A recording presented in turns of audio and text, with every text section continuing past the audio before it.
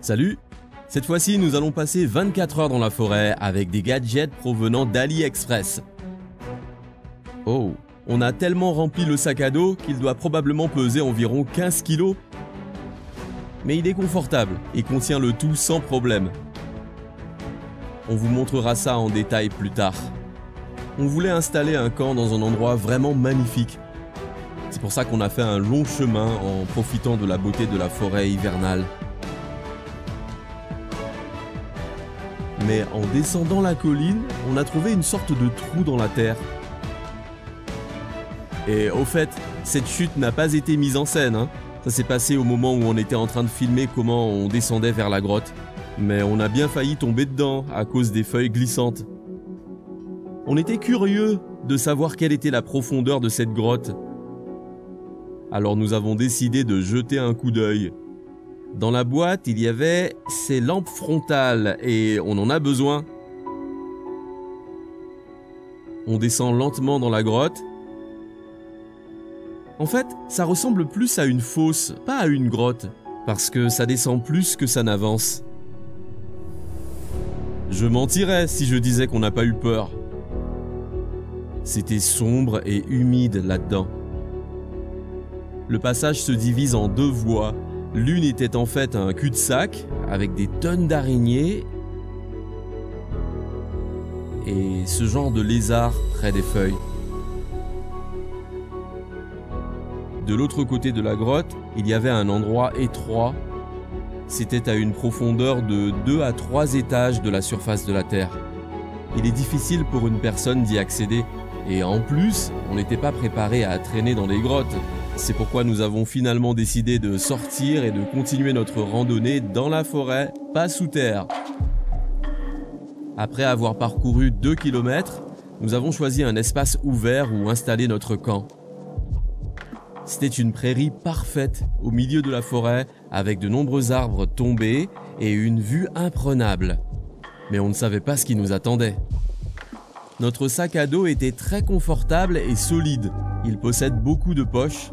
Il possède aussi une fixation sur la poitrine et à la ceinture, des tonnes de poches supplémentaires et il y a un rembourrage pour le confort du dos. Dans cette prairie, nous n'étions pas seuls. J'ai vu quelque chose. Vous pouvez le voir? Quelque chose bougeait. Vous le voyez? J'avoue, c'est un peu difficile à voir. Je me demande à quel moment vous allez le remarquer. Le voilà. Ça ressemble à une sorte de hamster ou de rat. Il est figé là. Il ne bouge pas d'un poil, espérant ne pas se faire repérer. Il y en avait 2, mais on n'a pas pu filmer le deuxième. On les reverra plus tard. Alors, tout d'abord, ce qu'on récupère dans le sac à dos, c'est la tente et le tapis. C'est bien de passer la nuit dans la forêt, mais directement sur le sol, ce n'est pas la meilleure option. D'abord, nous avons choisi un endroit idéal pour planter une tente et on a tassé un peu l'herbe.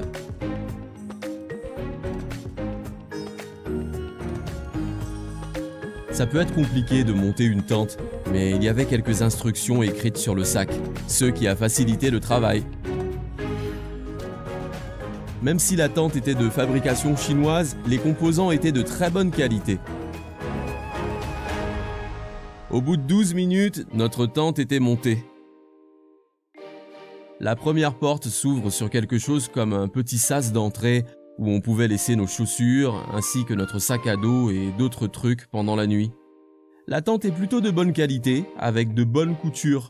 3 personnes peuvent y tenir, mais en dormant très près. Je pense que pour 2 personnes, c'est parfait. Habituellement, on dort sur le tapis de fitness. Le problème, c'est qu'il est très large et plutôt fin. Mais regardez ce que les Chinois proposent. C'est un tapis de couchage gonflable. Il est facile à gonfler, même avec la bouche, grâce à un grand trou. Regardez comment il est cool. Il est fourni en 2 pièces indépendantes. Même si vous coupez le matelas d'un côté, l'autre sera parfait. Placez tout ça dans une tente et obtenez, basiquement, un lit. Dormir dessus sera probablement très confortable. Mais dormir directement sur le matelas sera froid. C'est pourquoi on a pris des sacs de couchage et particulièrement celui-ci qui ressemble à un cocon.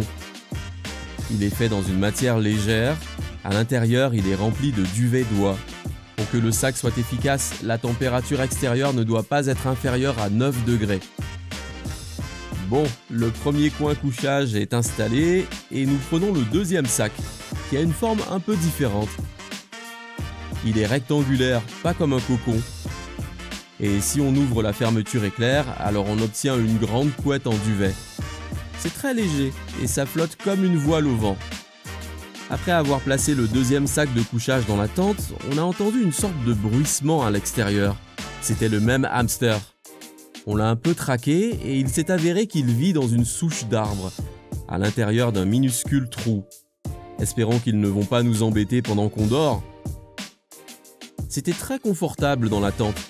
Les matelas étaient super doux, presque comme si on était couché sur un lit. On voulait pas s'asseoir à même le sol, et dans ce camping, on avait ces chaises pliantes. Elles sont très compactes et légères. Elles peuvent supporter facilement une personne d'environ 90 kg. La carcasse semble faite d'une sorte d'aluminium spécial.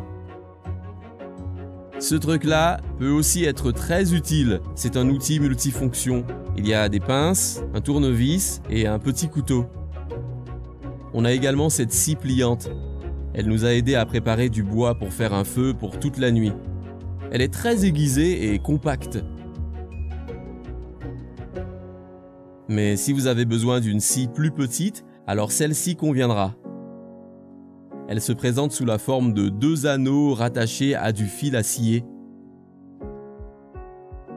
Ça scie peut-être plus lentement, mais en tout cas ça prend moins de place. Pour faciliter le processus, vous pouvez prendre 2 petits bâtons et les enfiler dans les anneaux pour que ce soit plus confortable. Et c'est pas tout, vous pouvez encore l'améliorer. Trouvez-vous un long bâton et enfilez les anneaux aux extrémités. Vous obtiendrez cette grande scie de poche qui ressemble à un arc. La deuxième moitié de la journée a commencé et nous avons voulu manger quelque chose de plus consistant. Cette fois, nous allons préparer la nourriture sur un petit brûleur à gaz pour ne pas salir une casserole. C'est à monter directement sur la cartouche de gaz et juste ici, on peut poser notre petite casserole. Faisons bouillir de l'eau. Tout d'abord, on s'occupe des pommes de terre parce qu'elles mettent plus de temps à cuire que les autres légumes. On les met dans l'eau, puis la carotte. On a aussi du poisson, donc comme vous l'avez probablement déjà deviné, on va faire une soupe de poisson. Pour les couverts, il y a ces cuillères fourchettes en titane. Elles sont très légères mais solides.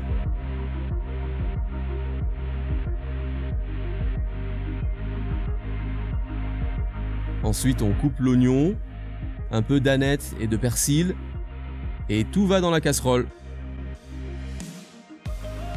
Nous avons de l'huile végétale dans une petite bouteille. Alors ça donne envie de faire frire un oignon. Ça rendra notre soupe de poisson meilleure. Quelle agréable senteur! Je pense que l'oignon frit peut rendre n'importe quel plat plus savoureux. Laissez reposer un moment, et quel délice! Plus on se rapproche de la nuit et plus il commence à faire froid. On a l'impression que la température est descendue à 0. Nous n'étions pas préparés à ça. Heureusement, pour se réchauffer les pieds, on a pu utiliser ces patchs qui sont censés réagir au contact de l'air après le déballage et émettre de la chaleur pendant quelques heures. Eh bien, ça a marché. Au bout de 10 minutes, on a pu le sentir. On a également aimé cette sorte d'allumette réutilisable qui peut être allumée plusieurs fois. C'est la fin de la première partie de la vidéo. Elle était assez longue, alors on a fait le montage de la moitié des images seulement. Nous prévoyons bien sûr de mettre en ligne la prochaine partie demain, alors soyez prêts pour la partie 2, dans laquelle vous verrez toute la nuit dans la forêt où nous faisons face à de nombreux challenges.